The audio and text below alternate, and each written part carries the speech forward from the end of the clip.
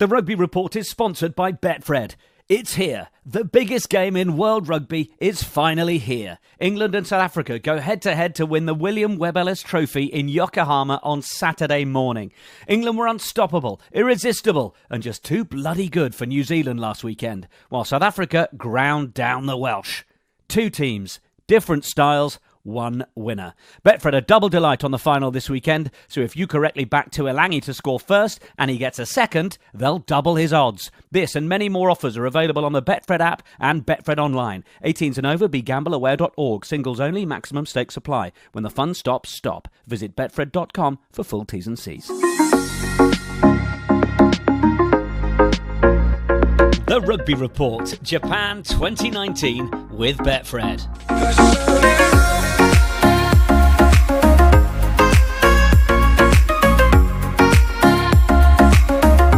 Hello and welcome to our final episode of the Rugby Report Japan 2019 with Betfred. My name's Nick Heath and, I'll be watching the final in Tooting, home of the Tooting train himself, Kyle Sinclair. Very nice. My name's Tom May and I'll be watching it in the final in the stadium, Yokohama Stadium. That's where I'll be. Yes, very, very good. How are you, mate? I'm very good, you? Yeah, I'm good, thank you. The final few days, 2 games to go, then home to the family. I know you can't wait. Yeah, don't get me wrong. This has been one hell of an experience to be able to have been out here for so long, experienced what I have experienced, but it is a long time away from a young family. So I'm looking forward to getting home. Yeah, I think your daughter's gone to university now. Well, she doesn't think I'm her dad anyway. She didn't to begin with. Two contrasting semi-finals then to look back on. Quite. England, New Zealand, absolutely gripping. Some stunning rugby. I think possibly the most amazing 98 seconds of rugby I have ever seen from the get-go from England, and then a hideous arm wrestle on Sunday. Your thoughts looking back on semi-final weekend? It was unbelievable, wasn't it? I don't think I've seen England play as well as that myself, having been watching them live there. But I don't think I've seen New Zealand All Blacks be as dominated as that on the flip side.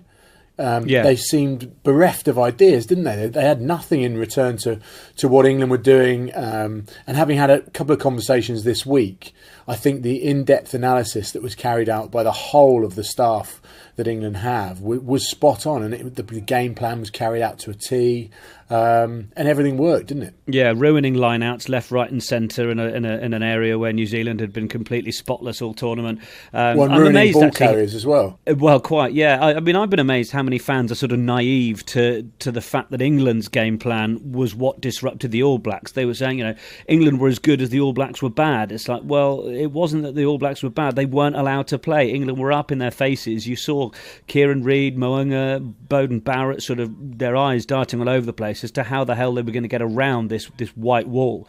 And clearly, it was coaching masterclass, as you say, right across the board. Scott Wisemantle, Neil Hatley, Steve Borthwick, and the main master himself, Eddie Jones. It was very, very impressive. In contrast, really, to then what we saw on Sunday. Oh God! Don't talk about it. Well, Wales being drawn into a game plan that clearly South Africa were very happy to play.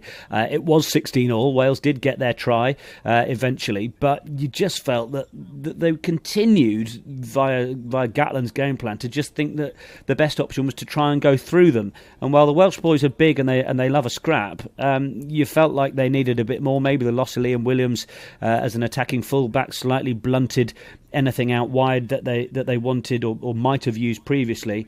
But the Boks winning the arm wrestle. Well, they still got a load of change though when they played out wide. I don't know why they then stopped. There was a couple of times that they did shift the ball really wide, and then they just stopped doing it and just decided to get sucked into the battle, as you say. And if you try and do that, there's only one winner, because there's only one team that does it day in, day out, week in, week out. So they know exactly how to win games like that. Oh, it was ugly, wasn't it? Oh my God, it was ugly. It was sort of, captivating because of the tight nature of it, and you weren't sure who was going to win. But yeah, there was very little by the end danger of it, you didn't care, because you were just like, put me out of my misery. Yeah, there was a bit of that. So we have a bronze final. Who cares about that? It's New Zealand against Wales. New Zealand making 7 changes. Wales making 9 changes. One of those is Lee Halfpenny out with concussion. I'm not sure he took any particularly, one big knock to the head. It's worrying moments for a man like Lee, unfortunately, isn't it? Because he's been out with long spells of concussion. He plays a big match against a bruising South African team, understandably, but he's obviously showing those concussion symptoms again. Yeah, not great for him, and he's obviously spent a long time out, and you tend to think that actually, if that's now starting to become an issue on the back of those long periods on the sideline, then maybe you need to start looking at the long-term health. Yeah, I thought he was brilliant as well, though. By the way, I mean, coming in, I thought he was he looked like his old self. But that game on Friday, we'll see 2 Kiwi coaches bowing out, Hansen and of course Gatland. So it's a bit of an end of an era there. Yeah, look, I think there's only twice that Hansen's been kept to single figures. Once was last week, and once it was against the Irish, which is an incredible stat when you think about it, given the teams that he would have played against. And they could well have been nilled if England hadn't have gifted them that line out. Yeah. I think both of them can hold their head really high in terms of the way that they've managed their teams. Gatland's history with Wales speaks for itself, which is exactly why he's had so much time as coach of the Lions. Or Hansen, they're just brilliant, aren't they? They might have lost last weekend, but I think in terms of consistency over the past number of years, they've been absolutely outstanding as number 1 in the world. So, there we are. So they will be fighting it out for that bronze medal place. I can't see it going any other way than to the Kiwis, given the changes that each side have made. You? 45 points, I reckon, at least. Oh, okay, punchy and not terribly nice viewing if you're Welsh. But then it's the main event. We waited 4 years for it. It is the Rugby World Cup final on Saturday, and it's England against South Africa. England make no changes to their starting 15. The only change in the 23 is Ben Spencer coming in, who's been flown over to replace Willie Hines. And South Africa, Cheslin Colby is back. Exciting to see him. Not if you're an English player. Well, no, but exciting for the final, certainly. And it is also Eddie Jones's 50th Test. Interestingly, just having a little look back on where Eddie started with England, and I managed to dig out a clip from his very first press conference that I was there to film, and I actually asked him a question about whether, because we'd heard from Stuart Lancaster about how in the previous era how New Zealand were the trendsetters. They were the ones to try and get to, and I wanted to find out from Eddie Jones if it was about chasing the All Blacks or whether it was about England having their own point of difference. And have a listen to this. What we've got to do is systematically over the 4 years make sure that we bring young players in, give them enough experience so that when they get to the World Cup in 2019 they've got the required amount of experience to be consistent performers. One of the things you've got to do is create your own unique style of play. I want the players to believe in how England want to play. We're not going to be copying how the All Blacks play at all. We're going to create our own style of play, and I want the players to believe in it 100%. And if we get that buy-in, which I'm sure we will, then we're going to have a strong side. And then we want the All Blacks to be watching how England play. Now, that'd be nice, wouldn't it? Well, they did do exactly that last weekend, didn't they? They stood there and watched for 80 minutes. It's almost like World Rugby just followed Eddie Jones. I mean, quite amazing though. I've been in enough media sessions where Eddie Jones has sort of picked out journalists for weak questioning. He likes that to have an audience and to slightly embarrass people. He's almost got that slight bully mentality at times, and he clearly puts an arm around some shoulders of some players, or gives others the cold shoulder to see if they react to it. So he's all about the kind of mind games. But you have to hand it to him, whether you like him or not. He set about his mission, and he is one game away, 180 minutes away from completing it. Well, and I think he's got the best winning ratio out of any coach in World Rugby at the moment. It's like 80-odd%, which is amazing. I mean, I've sat in some of those press conferences with you, and you've said, "Do you want to ask a question?" Sod that. No way. He is absolutely terrifying. Just shove it back up your arse if it's a shit question. Yeah. Not great. I know he's done you a couple of times, hasn't he? He has, yeah. He's done me. He's done James Cole at Sky. He's, yeah. You can tell though. I've now got used to telling what demeanour he's in when he walks into the room, and so I will either go, okay, this looks like an Eddie that fancies a chat, so we'll have a bit of fun, or I just go, no, I'm going to just sit here and watch someone else get rinsed. Safe. Yeah, well, the one area you're safe is sort of talking to him specifically about how players are getting on. But if you start to go on anything broader, I mean, God forbid you ask about the opposition. We're just concentrating on ourselves, mate. And, how close did so-and-so get? We've picked the best 23 for the game, mate. That's a standard, isn't it? Well, I mean, why do people even bother asking that question anymore? Well, it's true, yeah. Just learn. So that's where both teams are. In terms of England, Tom, Owen Farrell looked like he had a dead leg. Johnny May certainly didn't look like he was over that hamstring injury. He couldn't even run around Geordie Barrett. And Scott Kyle Barrett Sinclair makes it even worse. Sorry, Scott Barrett. Yes, you're absolutely right. And Kyle Sinclair semi-limping off, not quite sure. I mean, there's the medical team are working wonders. Do you think they're all fully fit? I'm not convinced about Johnny May. Having said that, I heard that he was looking really sharp in training this week. I think when you've had a tight hammy, you're slightly reserved in the way that you play because you're just very aware of it. Now he's probably got through that game. Maybe he'll be all right. Carl Sinclair, I mean, that guy just doesn't walk not looking sore. So I think we can maybe sort of scrub that one off. Who else was there? Farrell. To be fair, I was pretty concerned when I saw Farrell. Because he was dragging that leg around for quite a long time, wasn't he? And it would have been horrendous the first 2 days after that. But I got a lot of love when I put out the Monty Python tweet of the night. Come back and finish me off. It's just a flesh wound. It was absolutely absurd. But I guess it's just down to how hard you are as to whether you're willing to play through a dead leg. And he played on against the world champions. Well, yeah, he's nails, isn't he? Yeah, with a few days rest, he's perfectly up for the Springboks. So Eddie's 50th test, as we mentioned. Interesting little tidbit stat for you here. The last 3 Rugby World Cup winners have gone into the final, naming an unchanged team for that game. So there's a little stat for you. No comment. Yeah, well, there we are. Also, we're delighted to be joined by a 2003 Rugby World Cup winner. We can find out what it's all like. Ben Cohen, thanks very much for joining us. How are you? I'm good, mate. How are you? Yeah, very good, thank you. 16 years on from your triumph in Sydney, what could the class of 2019 expect for their future? Well, firstly, time flies, and it's not until someone says it's 16 years that you think, wow, that long ago. What do they expect? Well, look, if they win it, it'll change their life forever. I remember the night before our game, the eve of the World Cup final, my uncle George Cohen was in Australia in Manly, and he came to see some of the team, and he was speaking to us, and he was talking to us about his World Cup final experience in 1966. And actually, what was very interesting was he turned around and told us that he said you can play a game of rugby every day of the week, and it will mean nothing in respect of you'll probably go and you'll forget it and you'll crack on and so on. He said, but you win this game tomorrow, you win this World Cup final, and it will change your life forever.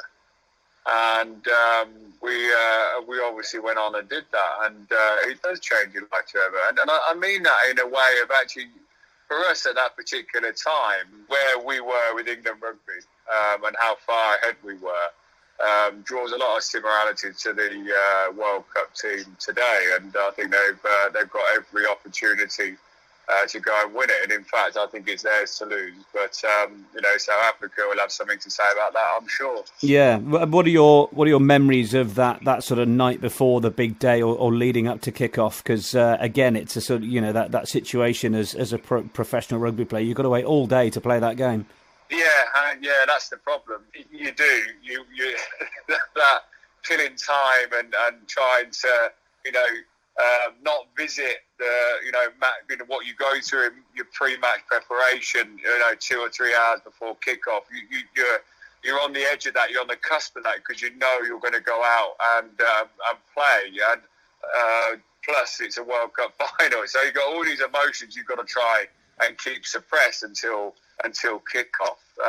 But you watch TV, or you play on a computer with the boys, or whatever it may be, just to try and keep your mind off it. But it's exciting as well, though, Nick. You're at a World Cup. You've dreamt of this as a youngster, to win a World Cup and all the games that you play as a kid, and to go out and be in that environment and play on the biggest stage. Essentially, it's a second World Cup final for them, because they had that one last week where they absolutely performed phenomenally well over New Zealand. And not only did they perform well, they won that game in the haka, which was absolutely fantastic. So they're mentally there. And look at when you play in any World Cup, when you get to a semi-final or final, it's all about the top 2 inches. You've got the skill set, you've got the game plan. Now it's just the mental approach. And if they get that right this weekend, there's no reason why they shouldn't win. Yeah, no, and I know that you don't necessarily watch a ton of rugby these days, but you've obviously had your eye on this Rugby World Cup. How do you think that final's going to go? England at the moment are just, they hit the ground running. They've got the skill set, and it looks like they've got the mental approach too. And what I like about England is they've been so businesslike. And when you do go to a World Cup, you have to be businesslike. You win a game, next job. There's no celebrating. Next week you'll be in a quarterfinal, then you're in a semi-final, and then you're in a final. And that's how you have to approach it. South Africa, I think, have had a bit more of a bumpier road and tougher games, and probably not as well drilled as England. But South Africa, for me, are big game players, like any Southern Hemisphere team. Just if they turn up mentally, then England have got a real big game on their hand. And that's where I think that this battle is going to be won or lost mentally. They've got key players and players that can go out and perform and create something out of nothing. I think personally, like I've always said for the last sort of 18 months, is that if this World Cup final goes down to the wire, then it's going to be down to drop goals or penalties. And my only worrying part of it is the fact that England haven't dropped a drop goal on many occasions in the last few years. In fact, I think Owen Farrell's 81, 82 caps and 3 drop goals. So, if you look at potentially defences should be a lot tighter in this game. Everyone on overperforming on the button with their mindset, skill set, and know their systems that they're playing. And if defences are tight and you're not scoring tries, then the only way you're really going to score points is through penalties or drop goals. And that's where I can see, if it goes down to the wire, that England practiced enough getting it back into the pocket, like we did in 2003 with our zigzag routine, that we knew what we were going to do when we got into that position, and it paid off. Yeah, you just still need a Lewis Moody screaming on the touchline, wanting the crossfield kick to abort the plan entirely. Let's cut to the chase about what happens if England win this, because while I expect the class of 2003 are cheering on England with plenty of pride, those calls for after dinner speaking are going to stop coming, Ben. I never did that in the first place, Nick. Don't worry about it. Look, I have no care in the world whether they win or lose. I don't mean that in a horrible way. I mean I'll be very proud of them for winning. I'll be cheering them on. But I'm on my next chapter of life. These guys are going to have to hit that next chapter, and they'll be in the same mindset as myself. You have to reinvent yourself, and it's a scary place. So enjoy the moment, enjoy being world champions, and hopefully they'll get a summer off to enjoy it even more. I remember when we won it, I was playing Penethley the following week in the Hiding Cup in front of one man and his dog, and a load of drunken Santa Clauses. That's exactly what I faced the week after winning the World Cup. So reality sets in very quickly, but the dream that you achieve, playing in a World Cup final and potentially winning it is what you will live on. And when you turn up at Terminal 3 with 40-odd thousand people cheering you on to than a million people greeting you down Oxford Street into Trafalgar Square. It's a moment, it's one of those things that will stay with you forever,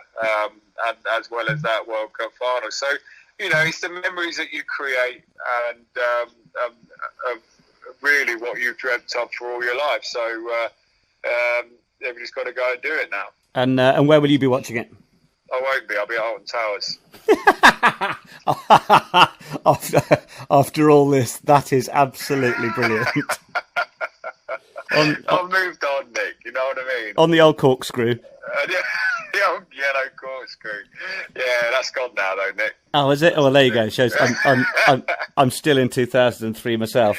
It's a scare fest I'm going for the kids' Halloween, mate. Brilliant. These things that take priority these days. I'll be listening intently, and I'm watching on Twitter, and I'm sure it'll be everywhere there. Yeah, of course it will. And I hope they do it. I genuinely hope they do it, because it'll be amazing, and it will unite the country again, which is well needed. Well, our thanks to Ben Cohen there. He's going to be at Alton Towers and not watching the final. Tom, how amazing is that? Knowing Ben, I'm not surprised. It's hilarious. He just does not care anymore, does he? It's brilliant. Yeah, it's awesome. So many people are amazed when they see that. I still get to go to the games, and I still like to be involved. Some people cannot stand the sight of it anymore and just want to walk away from it.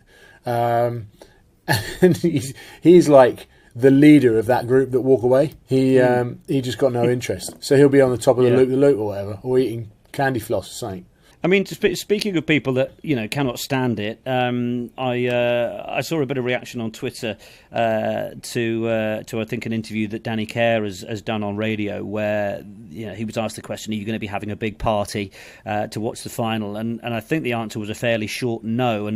And it's worth just a mention for these players that have been left out by Eddie Jones, the likes of Mike Brown, Danny Kerr, Chris Robshaw, these sorts of characters who are now watching a group that they've been a very, very big part of get to a Rugby World Cup final with a really good chance of winning it. And it must be a really, really difficult mental struggle for a lot of them, knowing, it's not jealousy, but it's feeling that, but for the grace of God, they could very well have been there themselves. Well, I understand it. It's when I retired from rugby, I found it very difficult to watch it. Now, those guys haven't even finished.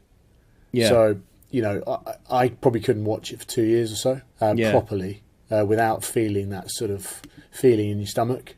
Now, I've flipped onto the other side, and I get that buzz about watching it, and I get Saturday when everything's building up and I'm in the stadium working. I'll just be, if someone lobbed me a pair of boots, I'll be keen to go. Whereas, well, it's one thing I've seen, it's actually something that's come up in my my other podcast, Q Commentator, but actually Miles Harrison talks about it being part of a TV team and waking up on the morning of a big game and having the adrenaline rush and meeting up with your teammates and building up to kick-off and having that. And there is a bit of that when you work on the media side as well. Yeah, I do enjoy that side of it. But when the music's going and everything like that, those feelings come back of when you're stood pre-game in the tunnel and you can hear it all going, and that's the bit that's unreal. Because what you're just about to walk. You're about to walk out to a field and have your head taken off, and it's all about that sort of moment. It's brilliant. Yeah, or take someone's head off equally. Yeah. Well, I couldn't because I'm about 4 foot tall. There is that, of course. We're mentioning those who are not involved now. One man who perhaps set this group of players on their way was Stuart Lancaster. Worth noting that this squad has 16 of the 2015 squad, including the likes of Jamie George and Henry Slade, who he put into that. Stuart Lancaster put into that 2015 squad just with one cap apiece. And now these are players that are involved in a Rugby World Cup final, match day 23. So it's been. We do have to pay a bit of respect to Stuart Lancaster in the sort of foundations he put into this side. 100%. So those players have come such a long way, and really they've been there all the way through. It's not like they disappeared for ages and now they've just burst back onto the scene. They were there from that moment, and they've just been developing over the last 4 years, and it's been great to see. and now is the culmination of that 4-year period. A game where Eddie Jones has basically said, judge me on the outcome of it. So, I'm sure there'll be a lot of people that will. Yeah, well, he's already going to get off scot-free for having got them to a Rugby World Cup final, and many people think he might go one step further. We'll wait and see. Some words on South Africa then, and I'm not going to waste too much more of my breath on it, because you have caught up with another former Rugby World Cup winner. Joel Stransky, of course, involved back in 1995, and he's got some nice words on Siya Kolisi as well, who's earning his 50th cap. Let's catch up with Tom's chat with Joel Stransky. So Joel, it's the end of October. We've both been out here for ages. Yeah. If we'd said on day one we'd be still here, right here at the end, we would have been happy. How pleased are you with the way that the Springboks have performed? So I think Tom, to your point, if when we first met in Osaka, it feels like yesterday, but it's about seven weeks ago. We'd said we'd still be here. We'd both bloody chopped each other's arms off for that. I think the Boks have in a way played out of their skin. I think the fact that they're here is an absolute amazing result. If you think about the low base they came 18 months ago, there was zero chance of them even making a quarterfinal. They were so bad. And here we are heading into the final on Saturday with a really good chance of winning it. Probably why I say it with a slight bit of apprehension is that the games, the style we play, our strategy is really not attractive. It's actually bad. It's too much kicking. I think Rassie Erasmus has said, we've got limited ability. We're coming off a low base. We'll play to the stats and the laws of the game. And that's what our approach has been. And statistically, the teams who kick the ball the way the most, who have the ball the least, are winning games. So that's been the Springbok tactics. It's not pretty. It's not part of the beautiful game, but it has certainly been effective for us. But they bring in one of the world's best wingers in Cheslin Colby. He is unreal, isn't he? He is sensational. And he's the one player who can make something out of nothing. And probably what's most inspiring about him is that he's gone out there as a complete contradiction to the game. In recent years, it's about big guys. It's about big people. Big people who can... And a fast big one is better than a slow big one, but it's all about big ones. And he's the little one who's come along there, and he offers something different, and he's absolutely magic to watch. Do you think so? Would South Africa not adjust their play slightly to fit so that he gets the ball in his hands, really? So I think his great success is ball in hand, open play, or with a bit of space. So South Africa have to maybe... I'm not sure they're going to change the way they play, but they certainly have to bring in one or two little innovative elements to the game where maybe they get him the ball a bit earlier, or they bring him into play in different areas where there's tight space, but there's a bit of space where he can use those fast feet of his. There's no doubt in my mind, if we are to beat England, and this is a really good England side who are sensational against the All Blacks, if we are to beat England, we have to do something a little more than we've shown in the past, and we have to be a bit more innovative. And just a quick mention about Siya Kolisi. If South Africa go on and win it, he'll be the first black player to have lifted the trophy. What would it mean for not only the players, but for South Africa as a country? Well, he'll be the first black captain to have lifted it. So there's been other black players who've lifted it. But as a captain, as a leader, as a young guy who comes from a very impoverished background, he comes from a background where you cannot believe how poor he was. It would just be the most sensational story of all stories. And to top it all, we always look at the political side of it and we go, it's a great story. But he is the humblest, most decent human being you'll ever meet. So for him as a person, it would be unbelievable. For him as a South African, it would be sensational. But understanding his background, where he comes from, the story. If we thought they made a movie out of 1995 Invictus, they should be making a movie out of Siya Kolisi if he lifts that trophy on the weekend. It's the story of his story is something special, and most importantly, for us as a nation, we have our issues. We have major issues in our country at the moment. This is one of those do good, feel good, uniting stories that will bring us together, that'll inspire us, that'll give us all hope, and that'll hopefully kickstart the resurrection of our Rainbow Nation. And a quick word on last weekend. We won't look too much backwards because England have got a job to do at the weekend. But what impressed you most, I guess, about the way that England beat the All Blacks because they went into that game, I think, probably as underdogs. So everything. I think from the way they fronted up to the haka, something different. It got everyone a little off guard. It was an initiative that no one was expecting. I think right from that moment, everything they did after that just epitomised, how good they were on the day. They were physical and confrontational. They were smart. They attacked in channels the All Blacks weren't expecting them to attack. They were clinical in the way they executed. I think they made 3 mistakes in the whole game.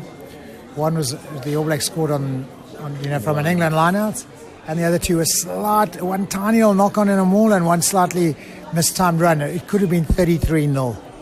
And I think that was probably a true reflection of the game. It was a polished performance from a team that on the day was sensational. And obviously then, when we say on the day, the big question is, can they do that 2 weeks in a row? I mean, we'll see on the weekend. But when you're that good, there's no reason you can't do it 2 weeks in a row, which is why I've absolutely no doubt for South Africa to win on the weekend, we have to raise our game and we have to do something different. Winner? Head or heart? Head or heart? I think Rassie Erasmus is smart enough to know he's got to do something different. I've said it all along. We may not be pretty to watch. We may play a rudimentary game plan, but what we do really, really well. England haven't played against a defence that's as physical and as fast and as quick out the blocks as our defence. That puts you under that much pressure, both just from a speed and physicality perspective. They haven't played against a team that kicks as much as we do. It's a new ball game for them as well. I think we'll be very hard to beat. Winner shouts the beers. That's the deal. Can I drink wine? Done. Okay, so Joel Stransky there, he's expecting to be bought some wine. He may be buying you some beers. Really interesting to hear him talking about Siya Kolisi, but also, saying that South Africa will be very hard to beat, but that he thinks their style overall is not very attractive. He's not really wrong, is he? No, it's as ugly as hell. But, I think it's quite interesting because I bumped into him post-game after the All Black semi-final, and he said, I don't think I've ever seen New Zealand play so badly. I think he's watched that back or sort of re-looked at it and just thought, oh, do you know what? England were pretty good. So I judging from him, obviously I chatted to him off mic as well.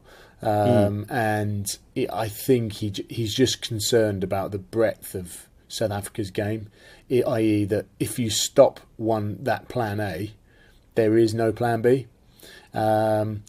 Clearly, if you kick poorly to South Africa, that can kick them into speed, into playing wider, into playing in a broken field because they've got the likes of Mapimpi and Cheslin Colby to return the ball. But I think if you're relying on Ford and Farrell kicking poorly, you're going to be struggling on a very tight amount of ball. It'll be interesting to see England with that ridiculous start against New Zealand.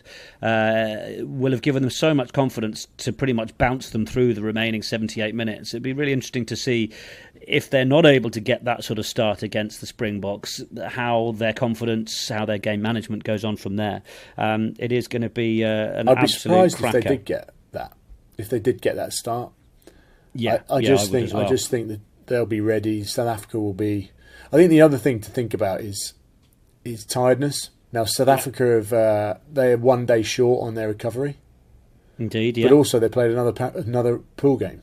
So, that when it comes down to it, mentally, you start to get tired before physically. So if one of those players makes a poor decision, that will be punished by England, I think. That could be quite an important, I guess, ingredient in the mix of the weekend.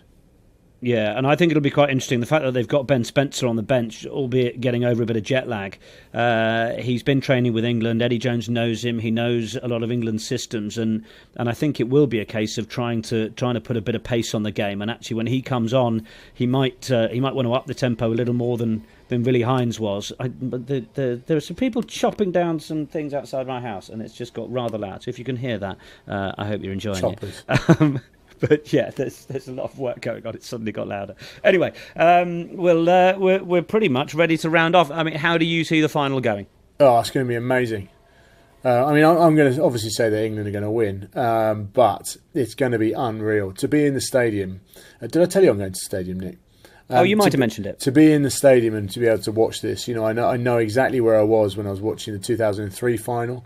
I was about to board a really shitty bus from Newcastle down to London Irish, and I remember it really clearly. So to be able to be in the stadium, witness it.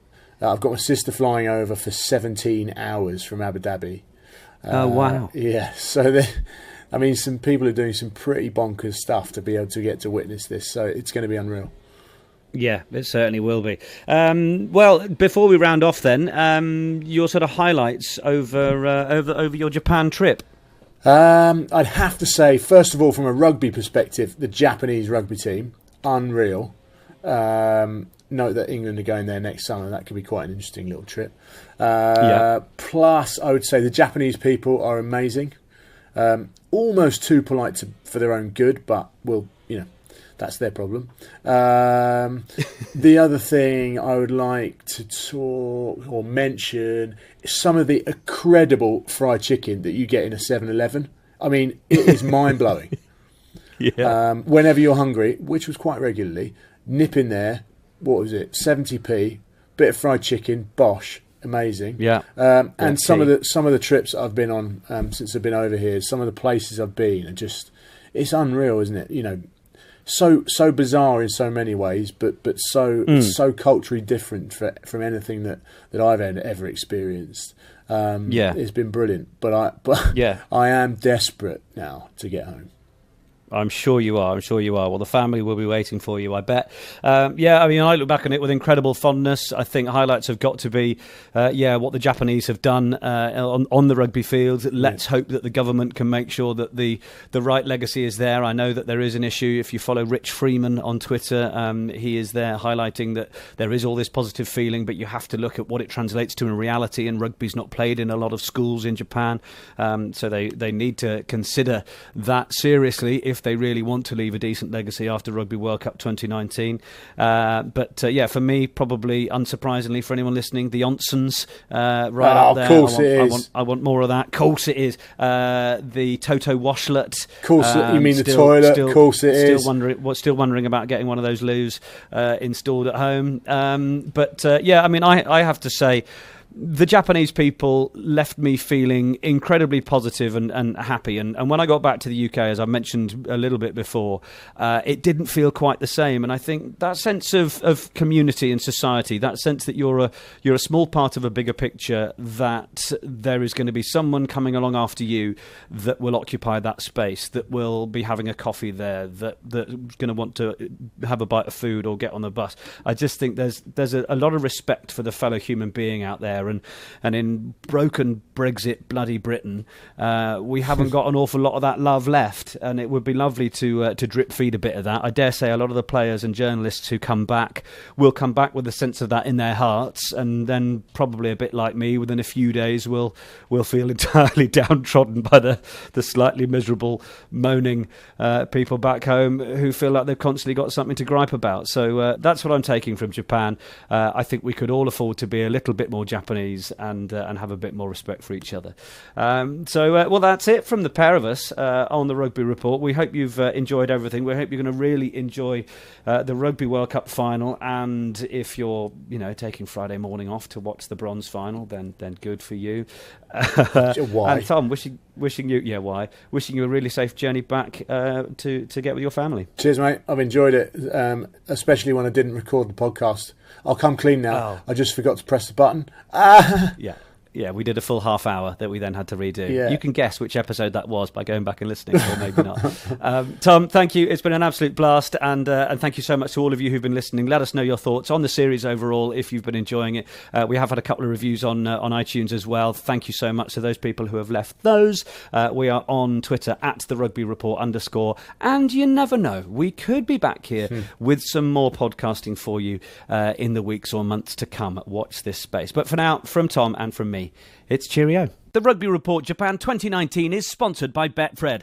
There's a galaxy of rugby superstars on show in the final, and Betfred will be offering a wide variety of specials, from Johnny May and Manu Tuilangi, both to score a try any time, to a successful drop goal. Well, it's worked for England in the past, hasn't it, Johnny? Or maybe even South Africa to score the game's first try. Find all of the markets on the final on the Betfred app or at Betfred Online. And remember, whenever you bet, Betfred. 18 and over, begambleaware.org. Singles only, maximum stakes apply. Limited availability. When the fun stops, stop. Visit betfred.com for full T's and C's.